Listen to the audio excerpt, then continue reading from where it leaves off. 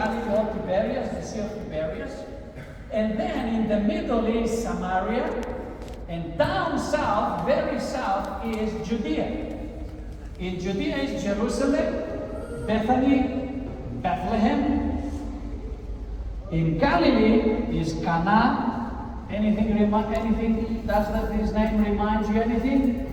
The town of Cana of Galilee, where Jesus did the first miracle in the wedding that he was. We read this miracle in weddings, during weddings, when he turned water into wine. So Cana is up there. Now, Galilee with Jerusalem is about 179 kilometers. The Jews walking by feet to go from one place, the north to the south, would do about 2 to 3 days, because at night they had to sleep, to camp and sleep. They had 3 ways to go to Galilee. One, to go straight through Samaria, which cut the way, the long traveling almost to one third, and the other to overpass either from right or left Samaria, do the round and go up. That will take them about 3 days. 3 days journey. Now, there is Galilee. Jerusalem is down there. Apostle Luke and Mark say that Jesus was ascended in Bethany. Do you know where Bethany is? Bethania? It's just outside Jerusalem, in the Mount of Olives, where Jesus was arrested on Holy Thursday, on Thursday before his crucifixion. There is Bethany.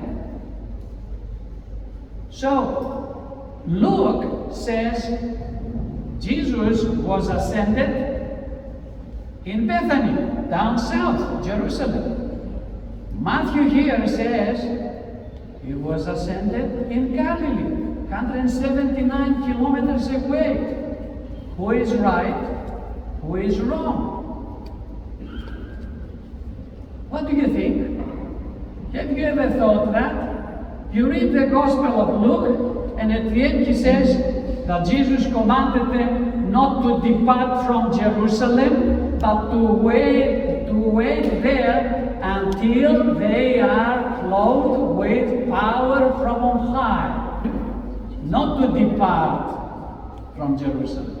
And there says he took them out as far as Bethany, and there he ascended into heaven in clouds before them, before their eyes. So Luke says that Jesus ascended in Bethany, down south. Matthew says in Galilee, 179 kilometers away, north. Who is right? Who is wrong? What do you think?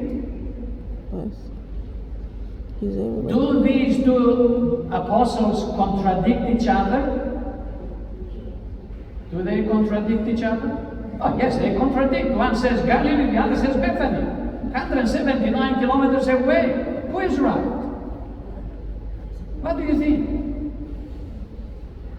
The apostles and the scriptures never contradict themselves or itself. Never. Do you know how many scriptural references exist in the Holy Scriptures? 65,000 cross-references. 65,000 cross-references, which one justifies the other. One fulfills the other. One complements the other. 65,000.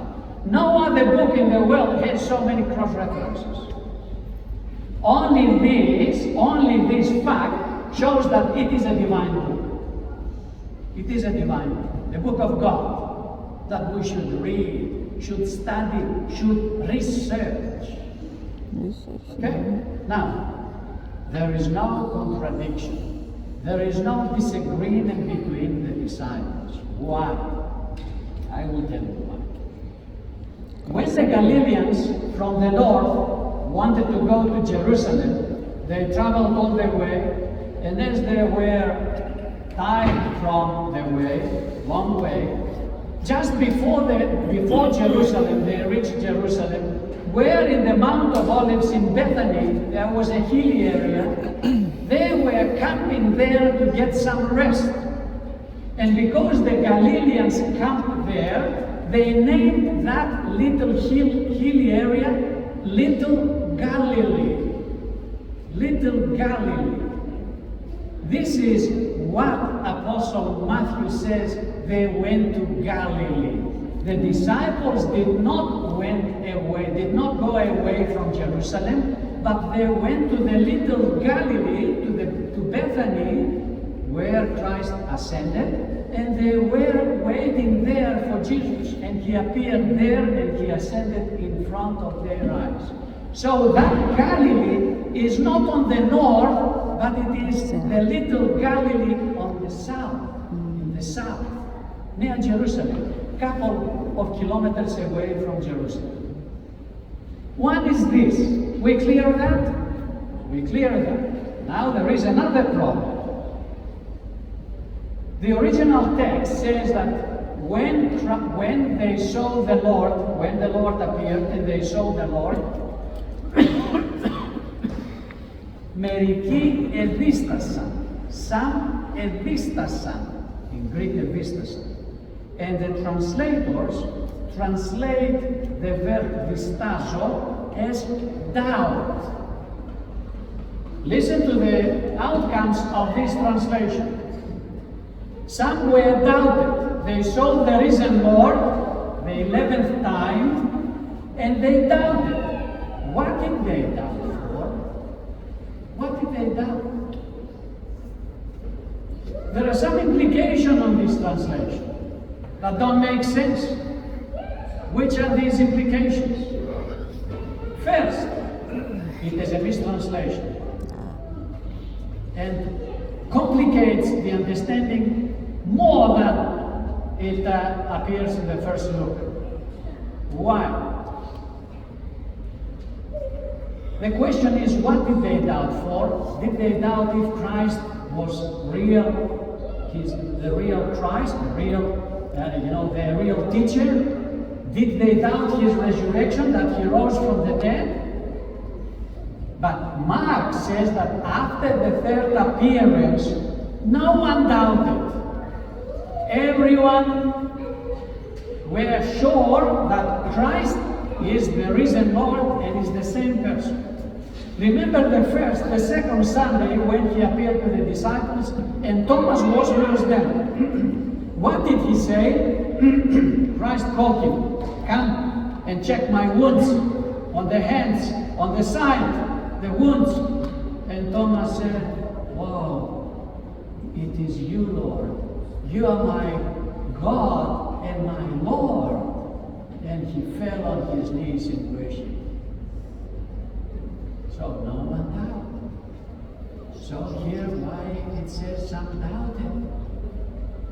If they doubted, do you think that Christ would commit them and give them the commission to go out to the world, to some fishermen, some unimportant people who had no status in the society, no reputation in the society? Do you think that he would send them to the world to preach and convert and bring to his faith, billions of people? Unimaginable.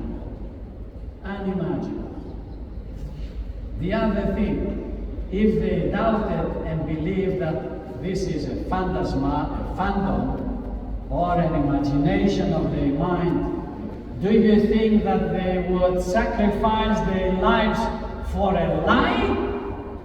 No one sacrifices his life for a lie, unless they are sure that what they believe is fact, actual. And the disciples believed that Christ rose from the dead. It was a fact. That's why they took over that commission of Christ to to send them to the world and preach the gospel and make Christians of all nations, baptizing them in the name of the Father and the Son and the Holy Spirit.